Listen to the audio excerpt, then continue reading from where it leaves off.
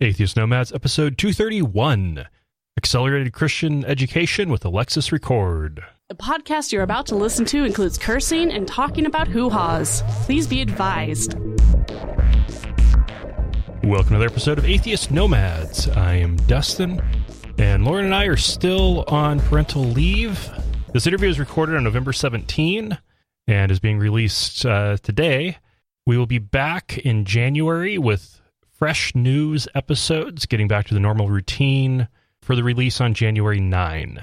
So look forward to that. And if you want some updates on the baby, go ahead and feel free to take a look at the Facebook page, facebook.com/atheistnomads. And now, after a quick message from our sponsors, we'll have the interview. Atheist Nomads is proudly brought to you by Archway Hosting. Check out their low-price, full-featured hosting solutions at archwayhosting.com. That's ARCHWAY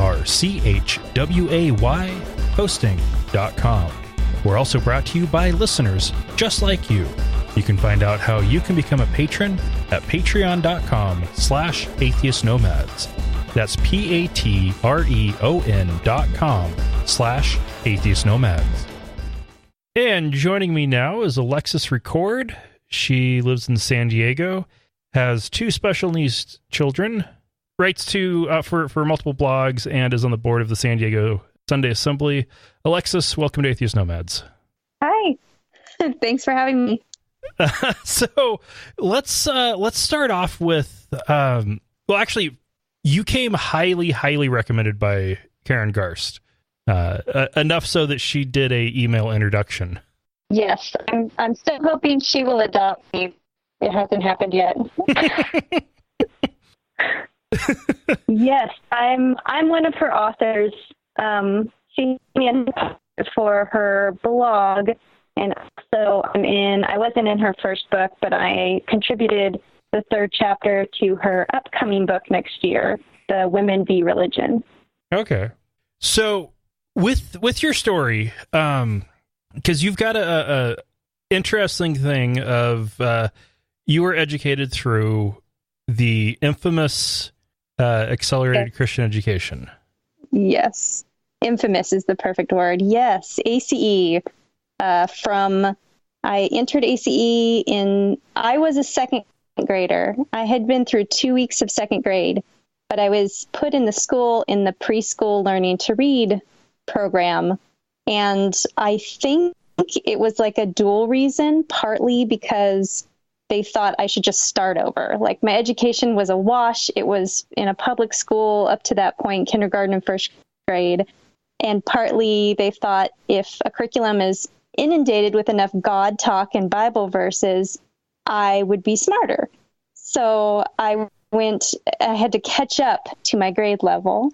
And then I was in that curriculum, till I graduated high school. I'm using air quotations at graduated and high school because it's a horrible education. It's failed every academic study ever done, even the ones headed by religious folk. And it's terrible. Like, some of the science stuff is like just outright lies, but some of the English, like the way they teach grammar, is not really backed by educational standards, and it's pretty horrible. So it is. I'm thankful that I can talk the English goodness, and and I'm hoping. I was talking about maybe taking like a chemistry class at my local college, just because I've never learned chemistry in my life, and there's like big giant gaps in my education that I could kind of skim over, which is what happens when you do 11 years in accelerated Christian education and then you transfer to San Diego Christian College and graduate with an interdisciplinary major in psychology and biblical studies.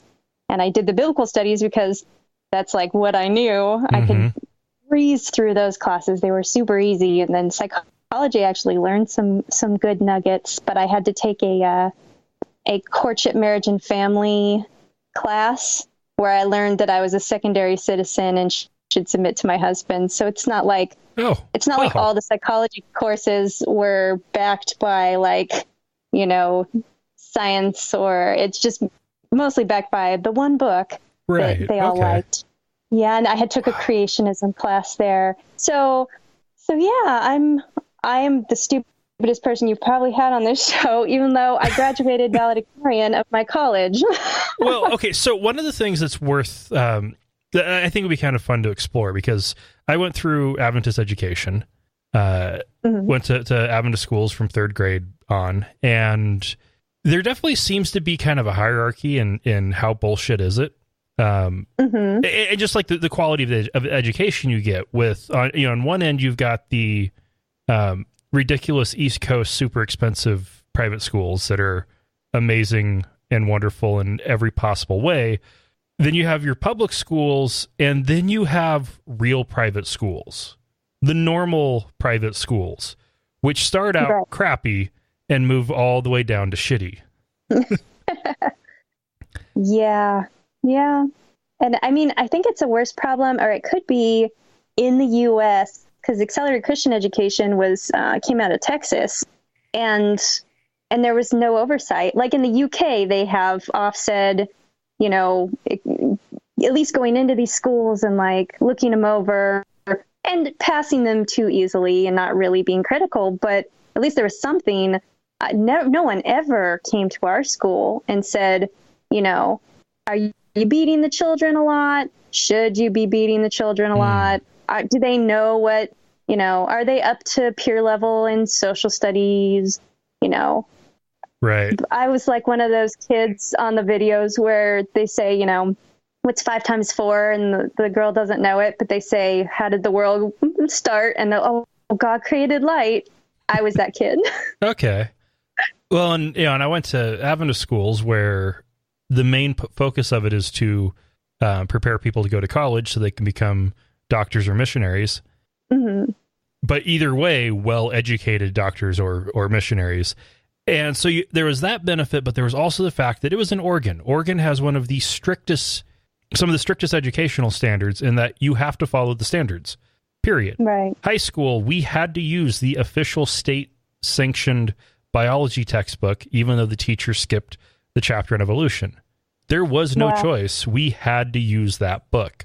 And we had to do annual standardized testing to demonstrate that we were actually progressing and we're learning. And if we weren't doing well in those, the local school district would have been able to shut us down. Wow. Go Oregon. Homeschool students also would have to come in and go through the standardized testing. So we'd have Adventist homeschool students coming in to the school to do the testing so they could demonstrate to the school district that they should still qualify to be homeschooled, that they are actually learning. So I do have some. Once I hit high school age, 9th grade, my local church where we're doing ACE out of kind of imploded. There was a scandal and some rumors, and the church kind of shut down and the students kind of scattered. So I did my high school years at home. And what I mean by that, I'd never had there's no teachers in ACE, there's supervisors. And a supervisor doesn't have, like our supervisor had a high school education. She was married at 16. And so I don't remember if she finished high school, but I think maybe she took her GED. I'm talking about my mom. I should know this. But like my mom was the supervisor. She'd never been inside a college classroom. She didn't, she got married when she was a junior in high school.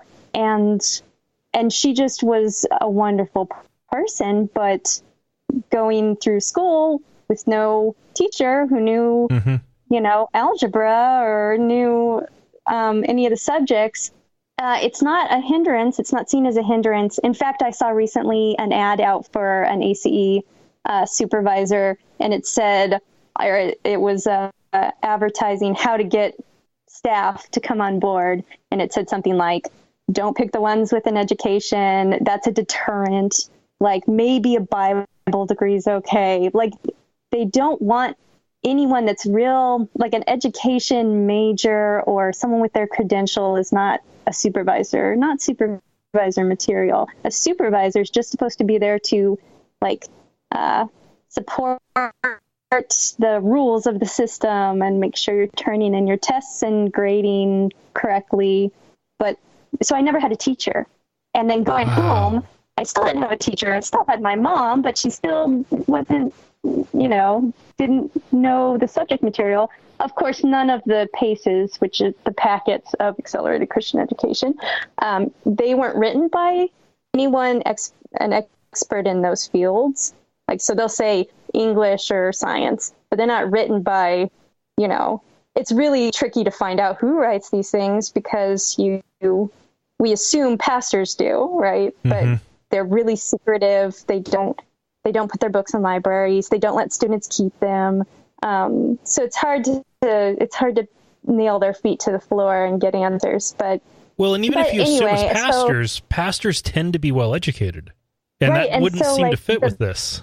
Well, I don't know. Fundamentalist pastors, in my experience. Oh, yeah. Well, fundamentalists, in my experience, like we were really discouraged from having an education. Well, and we girls were very discouraged from having an education. Like I was told by my pastor that an education would bring debt into my marriage, that it would be like make me less wanted as a wife. And that's the only thing my AC education was preparing me for, was to be, they really wanted you to be like the wife of a missionary or politician, but never is there a woman portrayed as anything more than a wife and mother. So that's all I was really prepared for. So my homeschool situation was an hour in the morning, filling out some pages in a workbook. None of the books require you to remember any of the information to move ahead or to like grasp what you're learning to move to the next one. There's no like cumulative effect. Like I got to college before I realized that 101 classes lead to 201 classes, and you had to like remember things. Mm-hmm. So I worked like an hour in the morning. Then I went to In-N-Out Burger and worked my shift. Then I went to softball practice. Then I went to bed, and then I'd get up in the morning and do a half hour of schoolwork. So that was my school day. Then I'd go to work. And so when I graduated, I had just filled out enough of the dumb paces that I could move on, but I could not keep up in conversations about literature because I never read any books except for like the Bible or Fox's Book of Martyrs. No one my age was talking about Fox's Book of Martyrs or Pilgrim's Progress or, James. They were talking about high school stuff. So like I read my first Shakespeare play in college and just loved it. Learned for the first time. Oh, I love learning. I really love learning. It was at little community college and I just soaked it all up. I sat down at a real desk and I heard a lecture for the first time, and I just had eyes as big as dinner plates, and I just sat in the front row. And then I realized other people were taking notes, and I was like, oh no. I'd never taken a note before. I'd never heard a lecture. I'd never really learned about history that wasn't like just inundated with scriptural references, which no one was impressed with all the Bible I'd memorized, and because they really pushed Bible memory. I had memorized 6 entire books of the Bible by the time I was 12, and then another 1,000 or so verses after that. Oh, wow. And so, but that's all I could do. I was a one-trick pony. And then I found a nice Christian college, and I could put all that wonderful information to any use. And now I am fully prepared to benefit my church community. Uh-huh. At least a Sunday assembly took me, so I could do some good. So how did you escape that? The internet, mostly. I was still pretty strong believer until I was 29, 30. I know at 30 I looked up the definition of atheist online and found, I can't remember for sure, but I think it was David McGaffey's book, Mom, Dad, I'm an Atheist, that had like a definition of atheism. Mm-hmm. And I realized, oh, this applies to me. And I was just like kind of horrified by it. Like, oh no, because I'd been told atheists hate God, and I was like, well, I'm not that. So I could avoid the A word. And then I think I came to my husband in just the weaseliest way possible and was just like, I think I have heavy doubts. And I think he saw through that a bit. And he was like, okay, he's been super awesome about it. Oh, you're an atheist. He's still a Christian, still an evangelical Christian, and was just an amazing, like, supportive. He got to see my whole journey and kind of be there. And he's really cool. And like, he is my human credential, like my human reference. Someone's like, oh, you're just an angry atheist. I can be like, let me trot out this handsome fella and like, look, we can get along. We can sing Kumbaya and hold hands, because I'm like that person probably with the one black friend. Like, I'm not racist, but hopefully more legit. But yeah, so that was when that and prayer failed me. I prayed my way out of Christianity. Pretty much when I was 25, I had my daughter, and she was born with arthrogryposis multiplex congenita, which is it comes with major deformities because all your joints have contractures. So you're all just kind of you're kind of like her like fingertips touched her forearms. They were so bent over. Her arms didn't bend like at the elbow. She didn't have elbow creases. I didn't realize those were created with movement. You don't just have them there. So like she looks like these little, like Christmas wrap. How it's just straight, these tubes. That's what her arms look like. Oh, wow. And then her shoulders were inverted. She didn't have deltoid. She didn't have biceps. She didn't have quad muscle, or she had a little quad. She didn't have any calf muscle. And with, just a newborn baby that didn't move, didn't wiggle, didn't kick, and was completely pretzeled up. And her legs were so pretzeled that they couldn't tell me her gender. So like, she's born, it was a C-section, because we knew something was up. She was the wrong position. And we didn't know it was AMC, but we knew something was up. And they pulled her out of me, and I was like, is it a boy or a girl?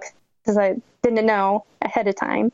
And the nurse was like, I don't know, but in this horrified voice. And they hold up a mirror for you when you're doing a C-section so you can see the baby. And they like took it away, and then they all huddled. And I was like terrified. And then they showed me my baby for like a second, and then like left with her for 5 hours, and then finally brought her back all swaddled up so I couldn't see, like, because arthrogryposis is worse at birth, and then you can stretch those joints out and get a little more range of motion and have them in a better position. But at birth, they're just like a paper that's been crumpled up in your hand. So they hit her in this swaddle, and it was hard to like unswaddle her for the first time. But and it almost impossible to change diapers. But she didn't have any like major concerns, just arms and legs that were very different.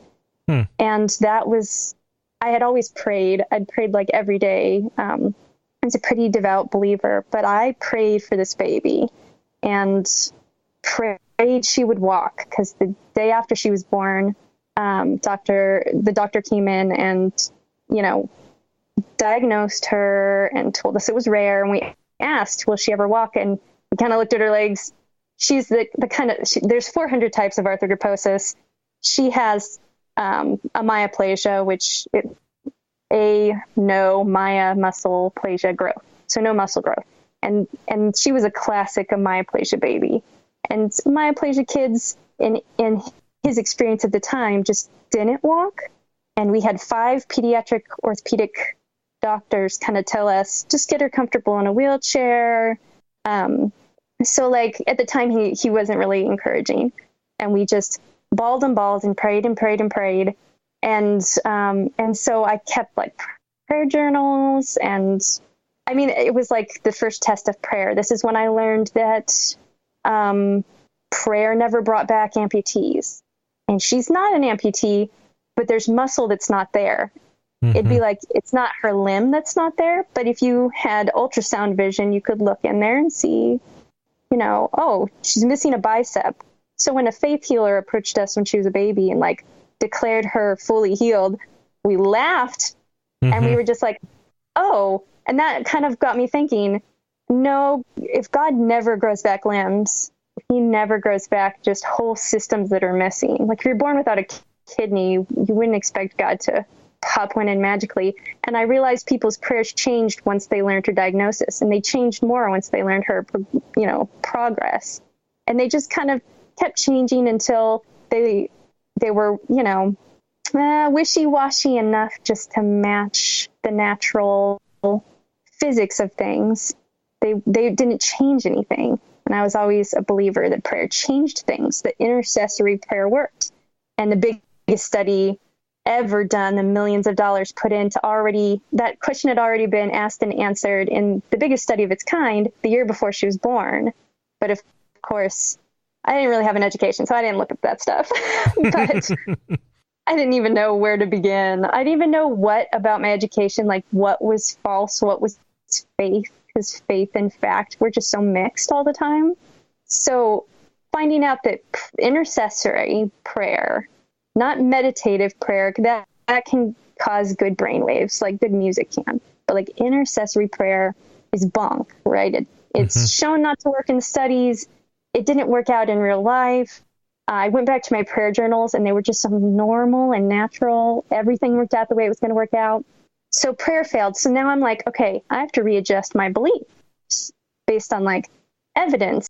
So that was like, you know, that's the first domino. It's all going to fall after that. And then it took a few years, and I tried the emergent church, and I just wanted a happy, feel good faith that encouraged me to do good stuff, but I wanted it based in reality.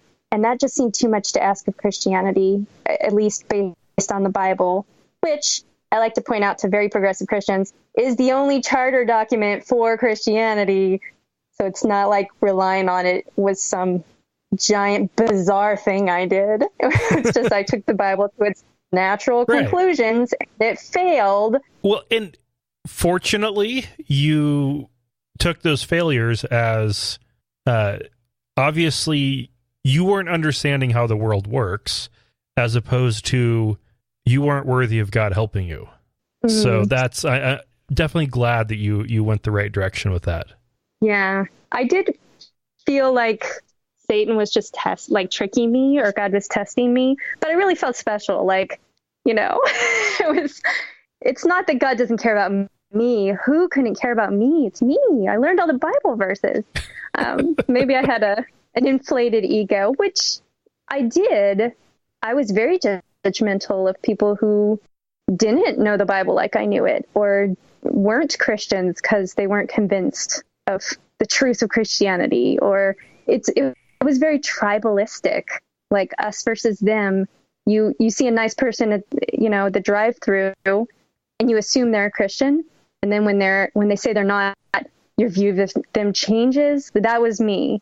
So definitely shedding Christianity made me a better person. It made me more loving. I could help more people. Before that, my ministries couldn't help LGBT folks, couldn't help drug addicts that were choosing to sin. Like, all that bullshit could just kind of, now I could see people as like, oh, I could be more empathetic. And I don't know, I say it made me a better person, and I get a resounding yes from like people in the out of the box people, the former fundamentalists, my ACE survivor group, like all the people that have shed those really darker parts that I think are intuitive of the Christian faith. I think they are very reasonable to have that tribalistic feeling. I think that's totally backed up by the Bible, who is written by tribalistic people, right, and have a tribalistic God. And it's nice to shed all that. What's interesting is you look at just like the general development is humanity has always just been expanding what's human by expanding who's your tribe. Mm-hmm. And religion has done a wonderful job of trying to keep that as narrow as possible. Right. Yeah. Yeah, that's a good way to put it. After you finished ACE, did you go to community college first or San Diego Christian College first? I went to community college, so I couldn't get into a real college because my test scores were abysmal. Because you hadn't gone to a real school. I'd never been to a real school. I'd never been encouraged to really study or go get a higher education. My mom wanted me to, and she had never gotten to go to college. Dad didn't go to college, so they wanted me to.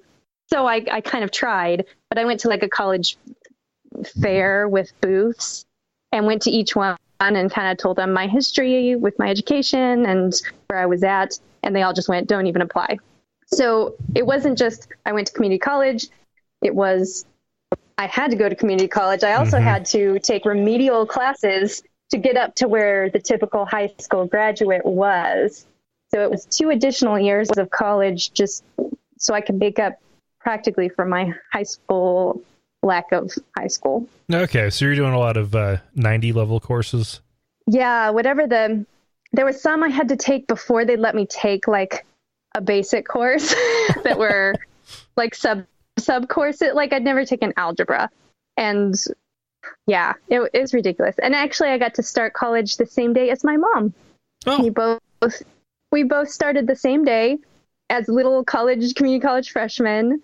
And we both had the same expression on our face, just this wide-eyed wonder. It was a satellite campus, this minuscule campus out in El Dorado County. And we just felt like this was the whole world because we hadn't been out of our bubble. And she was going to be a sign language interpreter, and she was taking ASL classes, and I was just taking general ed and, pre-general ed. And that was a lot of fun that first year. She got better grades than I did, than my sister did. She was naturally just very, very smart, and she, it was fun. That was my last year with her before she was killed, and she had just bought a brand new car the day before. She died in a car accident, so she could commute to the bigger college, not the satellite campus, but the main one.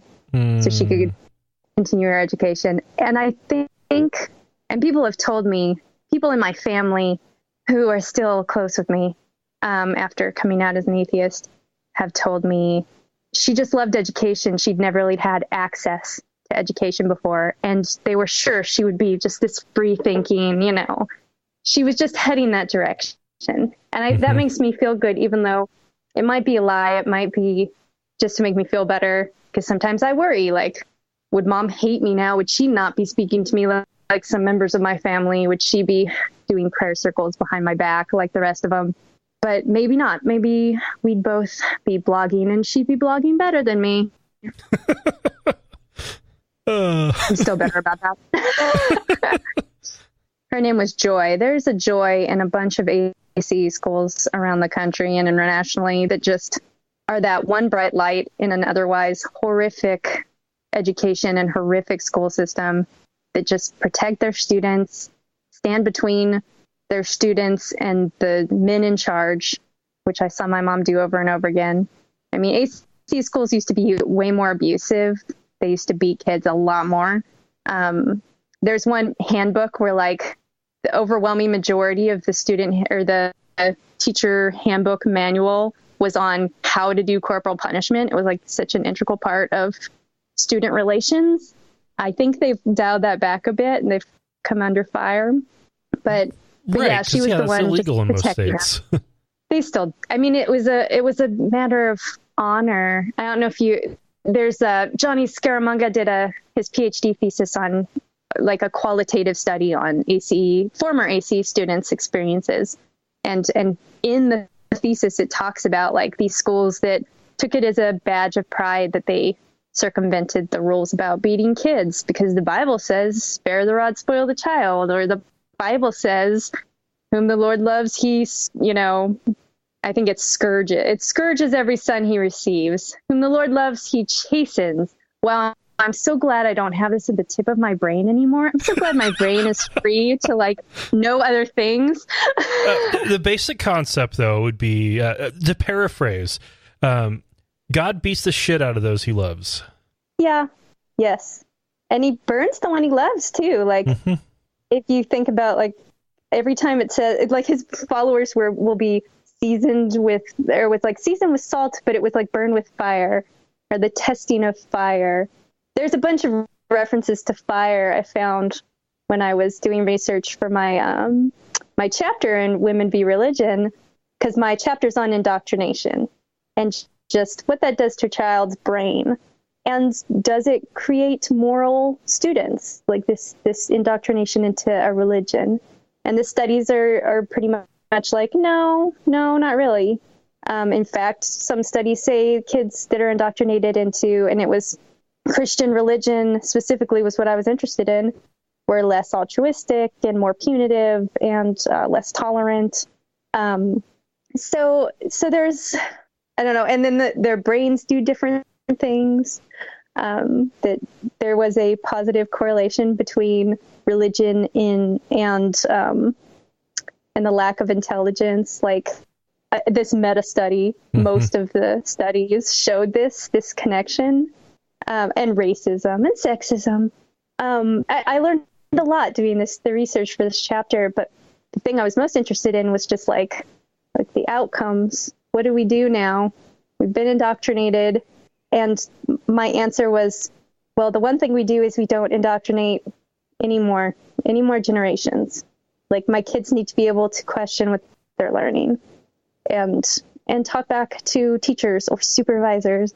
And so I've kind of focused this part of my life, this chunk, on raising kids that can think for themselves and are healthy, emotionally, especially my son, who was adopted from a really, really bad orphanage where he was possibly drugged every night just to keep him quiet with adult tranquilizers, where he was exposed to lead that affected his brain, where he was abused. We are suspecting in every way you can be abused, and neglected and starved. And so for 2 years, before we got him out, and just at this point he's 7. He's been out of the orphanage longer than in it, and we're just seeing that like slow build up to comfort and safety and being able to be. He seeks out hugs, which, you know, for the first year that was pretty rocky. That was, he didn't like to be touched. He hadn't been touched. He hadn't been held, and they say holding your newborn helps their brain grow. So he was like a newborn baby brain still. He couldn't chew his food. He'd never had food to chew. He'd just been given bottles because he was, and children don't grow. They're not stimulated. So you see these kids that are teenagers, but they're in cribs for toddlers because they're little. So he's going to always be little. He's going to be on the little side. But if he can just like, be secure in love, be supported, be able to question, be able to feel safe, stuff that a lot of fundamentalist kids don't get, then at least I've taken something horrible and turned it around and broken the cycle. And it was so easy. My daughter was like 3 when I forced her to accept Jesus into her heart. And we went over how to do that every night because I was worried that, you know, she wouldn't have it down before something happened, and she was going through scary surgeries, so something could happen. And, oh man, letting that go. I told Wendy, who does the Women Beyond Belief podcast, I was like, the first surgery without having to worry about praying that God was teaching us something through these miseries was the best, most restful surgery experience we'd been through, because my kids have been through some surgeries. Arthrogryposis comes with surgery. So my daughter's had all 4 of her limbs cut and rotated. So she looks very different than when she was born, but those osteotomies are nasty business. And she had an epidural fail. We've had an interesting life. Yeah. At least least interesting in a way that's not abusive. Interesting in a way that's normal. Yeah, I have normal for us. I have a cousin who had a son who he had to get open heart surgery at 6 days old. At that time, that was the youngest they'd ever done it. At least the type of surgery they did. And he was like, they thought he was going to die continuously. He spent most of his childhood on dialysis. He's in his late 20s now and doing relatively well. He's still small. He still has a hard time getting around. He has a hard time pronouncing words correctly, but he's a smart kid who loves life. And he's a smart adult now. Right. 20, that's still a kid. Did he get a kidney or is he still on dialysis? His kidneys recovered. Oh, wow. That's amazing. Yeah. It was at that point, he was basically going through, like, his organs were all kind of going, and the kidneys were just one of them, the ones that were the most critical at that moment. But it's crazy when having to watch that, and I was seeing it from quite a bit of distance, with that being my cousin's kid. But with that being your own, that's tough. Yeah, parenthood is tough. It's tough in general, especially at first. Especially just when they kick you out of the hospital, kicking and screaming, and they won't tell you what to do anymore, and you're just on your own. That's something to look forward to. Well, let's see. By the time this episode goes up, she'll be December 26th. That will be about 3 weeks after Lauren, baby, and I get kicked out of the hospital. So you'll know by then. Yep. You'll be in the trenches of breastfeeding and sleepless nights. And yep.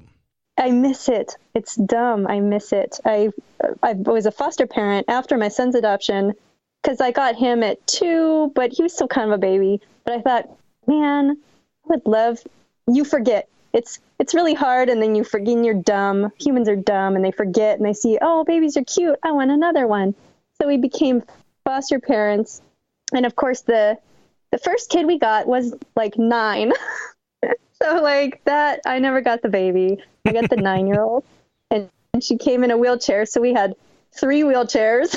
And when I would go out, people would strangers would pay for our meal. I had one lady jump me in a Target from behind. She was giving me a hug, but she didn't ask or anything. She just kind of climbed on my back, and I turned around because I have one hand on one handle of one wheelchair, one hand on the handle of another wheelchair, and I'm wearing my, I think, 5-year-old at the time, but he's tiny. And so I can't really turn around. And she was just like, God bless you. God bless you.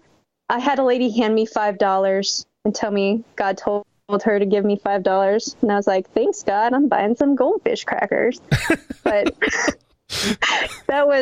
we were a clown show when we had all 3 kids. And then 2 is manageable. Yeah. But 3 was a little clown show. Well, especially when my foster daughter and my biological daughter had serial casting at the same time, which is painful, but they stretch your arm and then they cast you.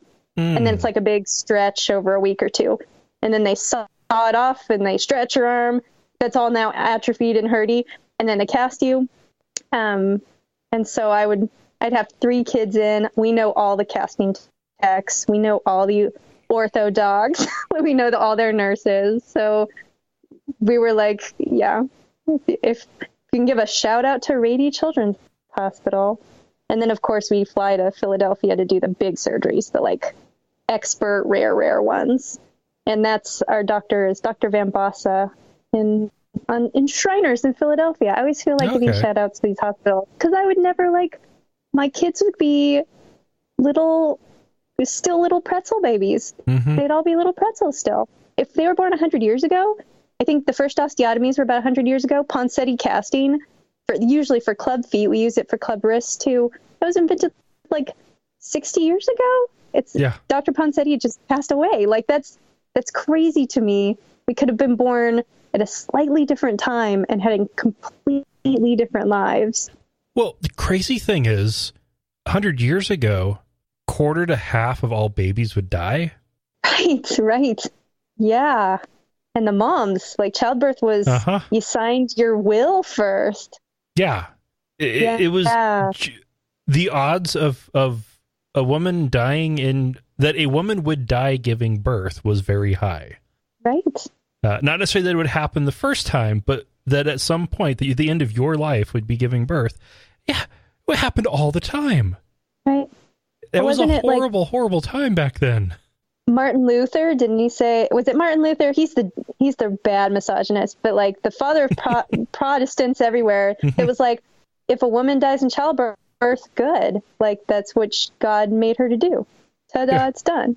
And I guess epidurals were like, doctors didn't want to give them to women at first because like pain in childbirth is part of the curse, ladies. Like we can't circumvent God. So yes, I love medical science. That's probably why. I mean, I prayed my way out of Christianity, and I got more and more mad at prayer not working, and also subverting medical science. Like when you pray and you expect God or some, ultimate get around to like work all this stuff out, you are not being curious and asking the questions. And so, I mean, there are obviously there are scientists out there that are believers. That's not what I'm saying, but that did that to me. That like numbed my curiosity. It numbed my search for answers. Like, and now, I don't know. Now I'm very thankful for all those godless scientists and all those, and even those believer scientists that recognized they had to compartmentalize when it came to science. Mm-hmm. And now we have, an artificial heart, and there's going to be some head transplant going on pretty soon. Like, yeah, there's weird stuff happening. Amazing.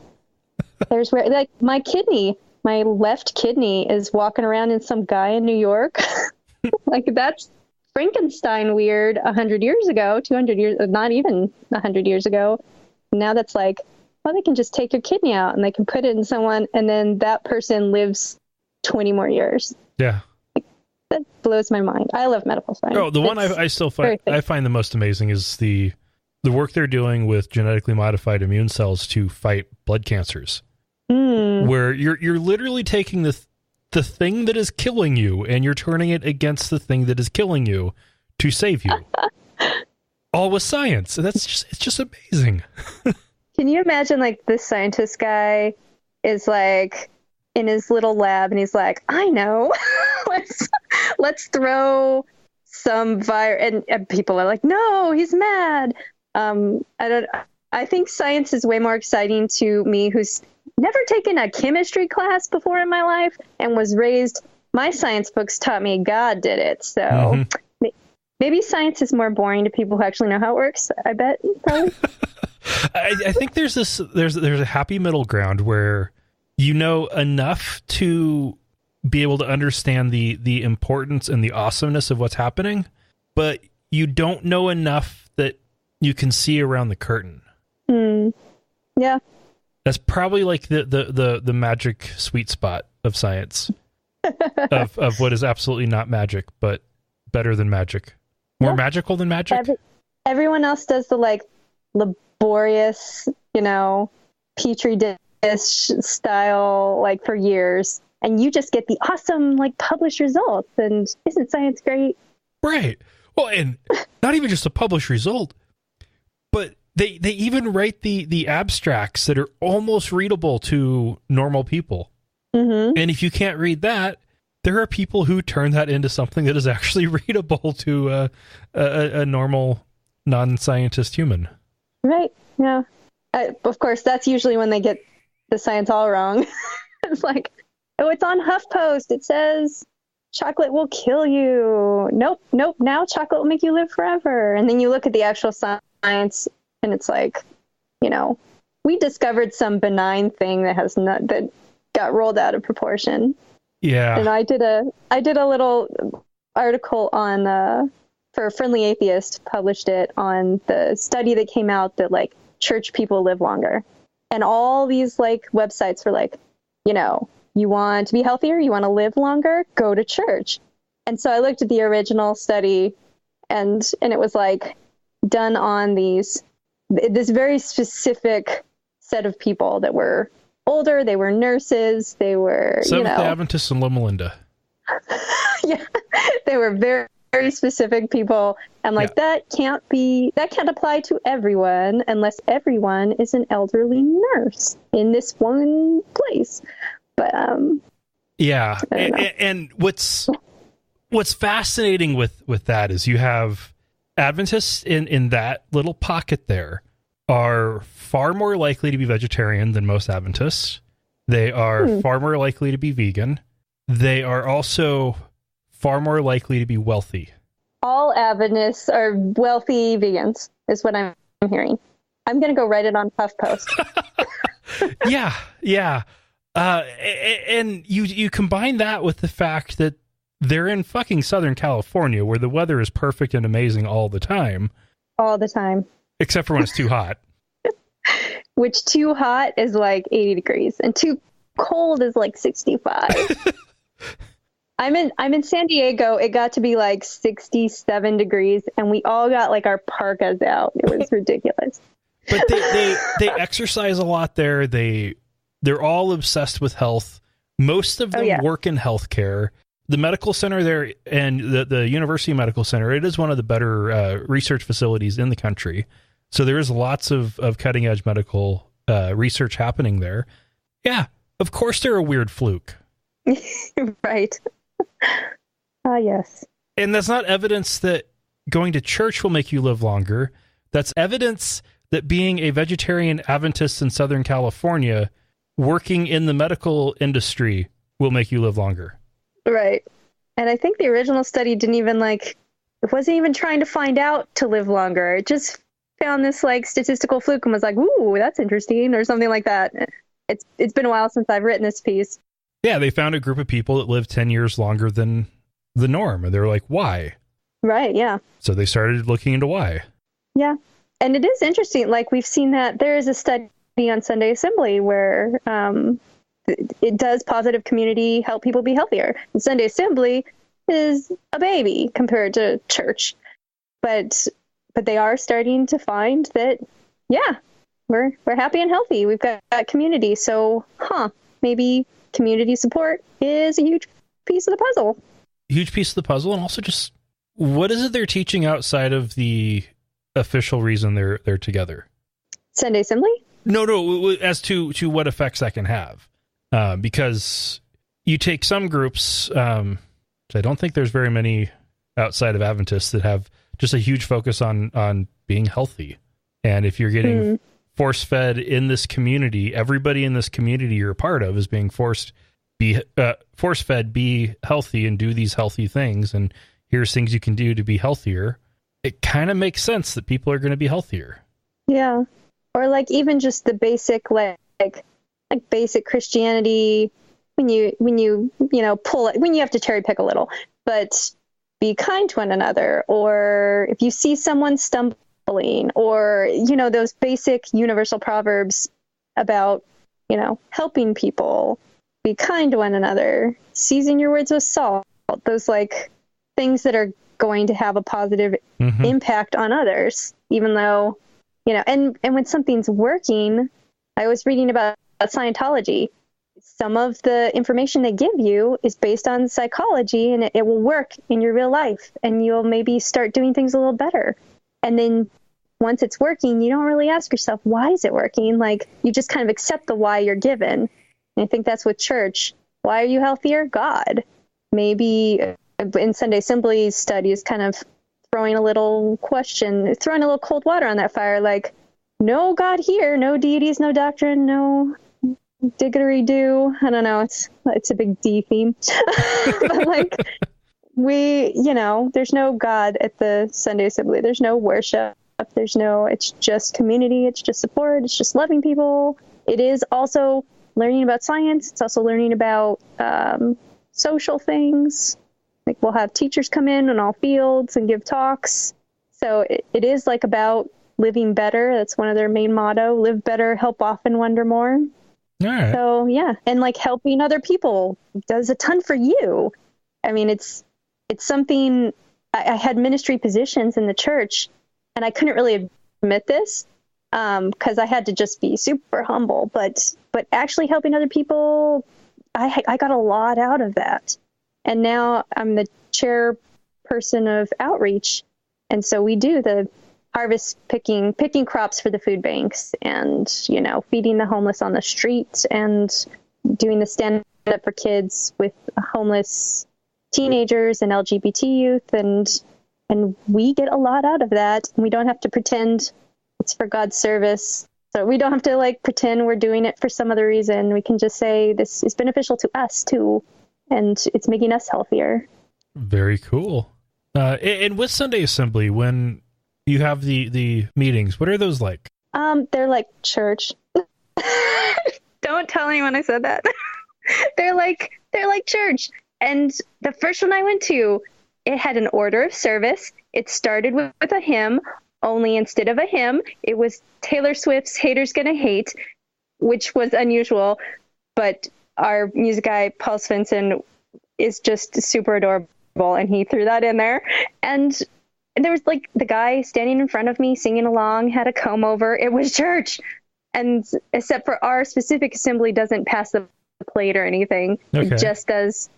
You get there, you sing a song, the MC gives some announcements.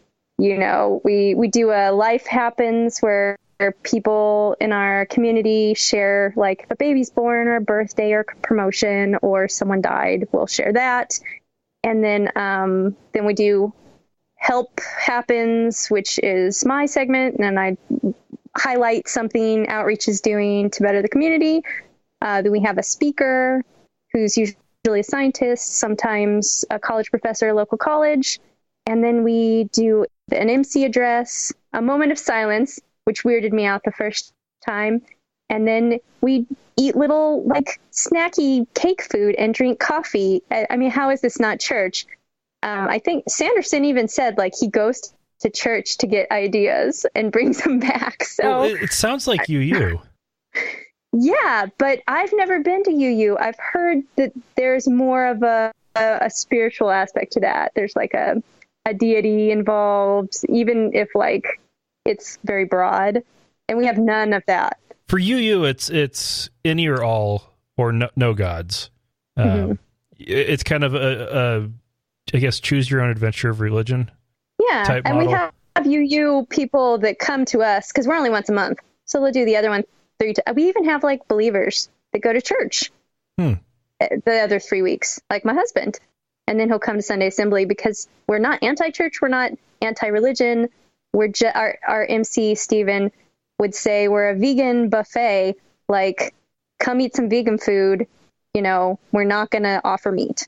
Only in this case, we're going to offer all the good things, but not God. And if you bring a ton of meat to the vegan food, we might ask you to leave. It might be a little too much. Don't throw meat in our face. Just come enjoy the like common denominator we all have, the basic bedrock of community. All and right. Yeah. Okay. I do have to go on a tangent on or a little tangent. I'm going to stick with that on the whole vegan thing and bringing meat to a vegan party. My brother did that once. He was in a band called Vegan Killing Machine, and they were doing a show out of town, and got invited by people who went to the show to a party, and they show up and they brought meat. Like they brought a ham or something, and they show up on purpose, or like they just didn't know. The tongue-in-cheek point of the name was a killing machine to kill vegans, not a vegan doing the killing. And they get there and everybody there is vegan. Oh my goodness.